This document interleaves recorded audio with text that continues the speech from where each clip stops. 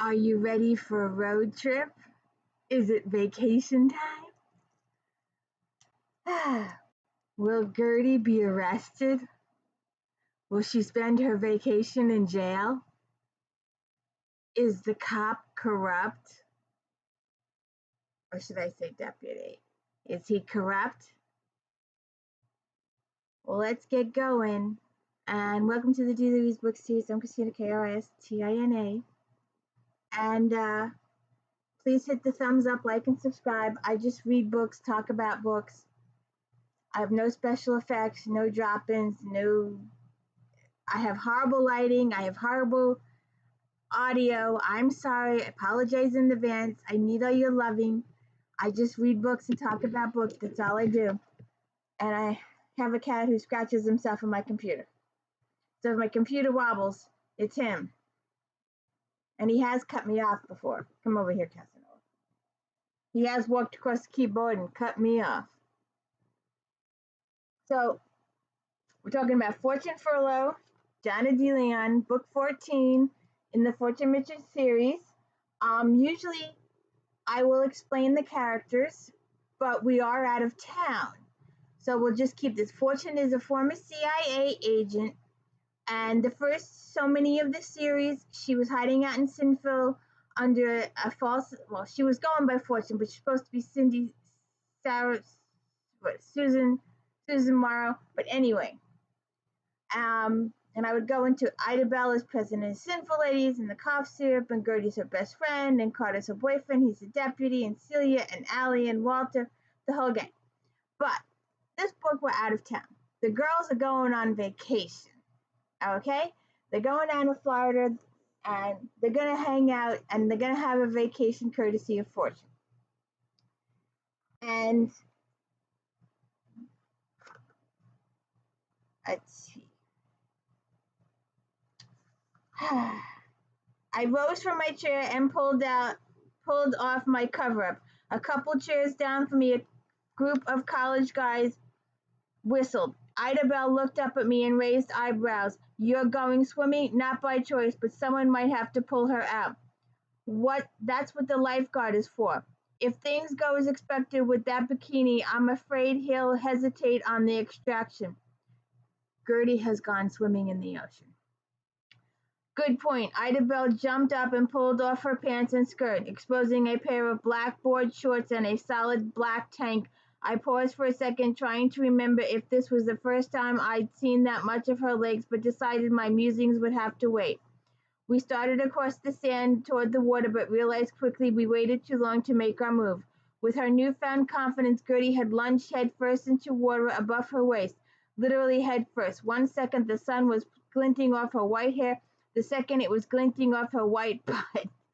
I broke into a run as fast as one can run in sand. Thankfully, I'd caught a flash of red when Gertie upended. At least the bottom of that ridiculous bikini was still in place for the moment. Gertie's head bobbed up for a second, and she let out a strangled cry, waving her hands in the air. One hand was clutching something red. Oh, good God. I mumbled as I reached the water. A crowd had gathered at the edge of the ocean to watch and film Gertie's potential death, and I had to shove my way through them to get to the water. I dodged 2 kids on floats and one drunk who was toasting Gertie with his beer and dived below on an oncoming wave. I swam underwater until I spotted a waft of red and around white legs, and then I popped up. Gertie was a couple of feet away, but a huge wave was barreling towards us, and I was afraid when it hit that the bikini bottom was going to head out to sea with the undertow. I yelled at her to duck, and she frowned, but unfortunately my warning didn't register soon enough. She turned around just in time for the wave to slam her right in the face. Then her head went under and she disappeared.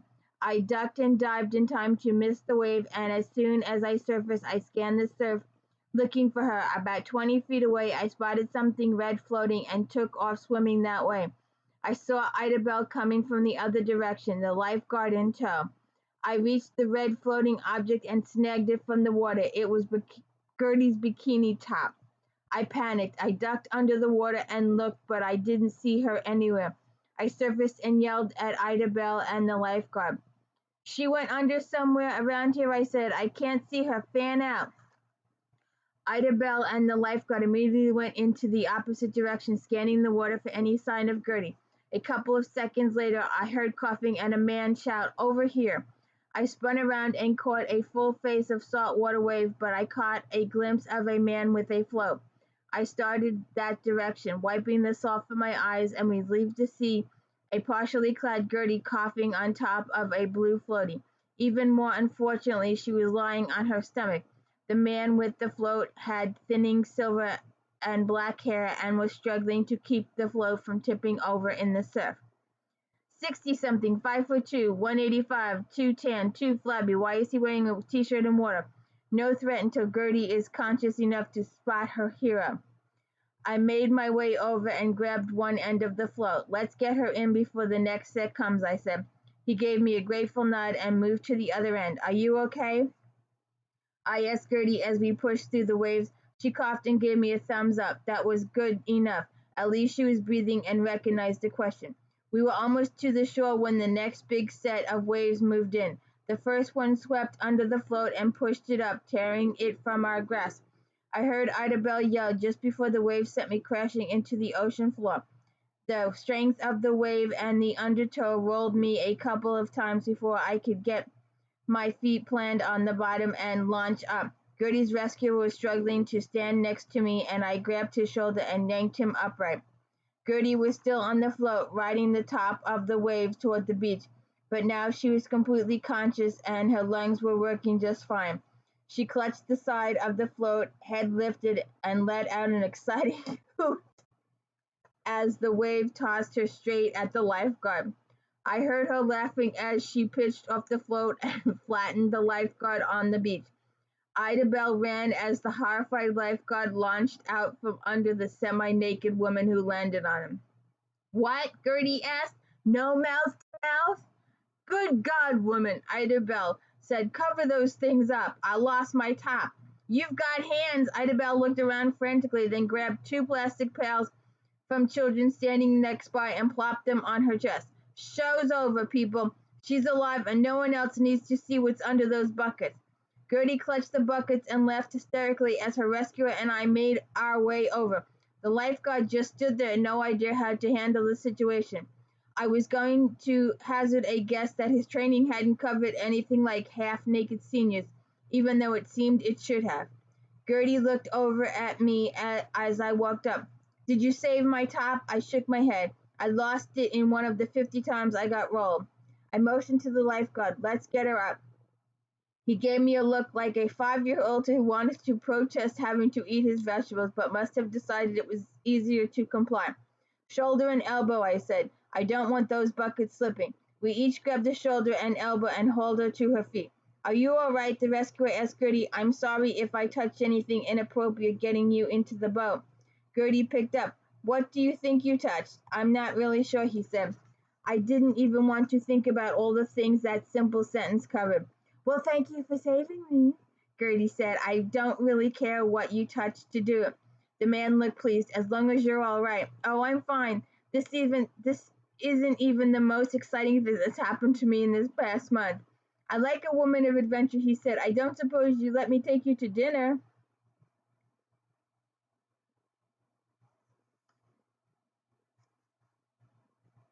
Ida Bell closed her eyes and shook her head, then turned around and headed up the beach toward our chairs.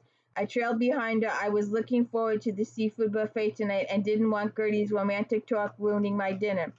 The drinks had arrived while we were gone and mine was already melted, but it didn't matter. Ida Bell downed her entire glass, then whistled for the bartender and pointed to the glasses, signaling the need for another round. Then she picked up Gertie's margarita and downed it as well. I took a big swig of my fruity drink. It wasn't as good as it would have been frozen, but at that point alcohol in the system was the goal.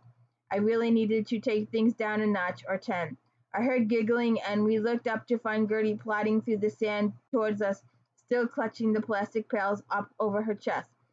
A bit behind her, a man of about 30 years of age stomped up the beach, glaring at her back. "You took toys from my children," he yelled as he approached. Gertie turned around, and the man locked in on the toys and the reason for the acquisition. "Sorry, you can have them back."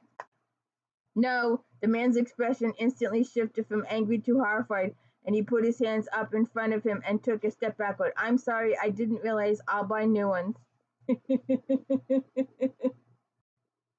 Okay, the guy that rescued Gertie. They go on a romantic dinner. They have a really good time. He takes her to her room. She goes to her room. He goes to his room. And the next day, the sheriff is knocking on Gertie's door and accusing her of murder. And he wants to arrest her.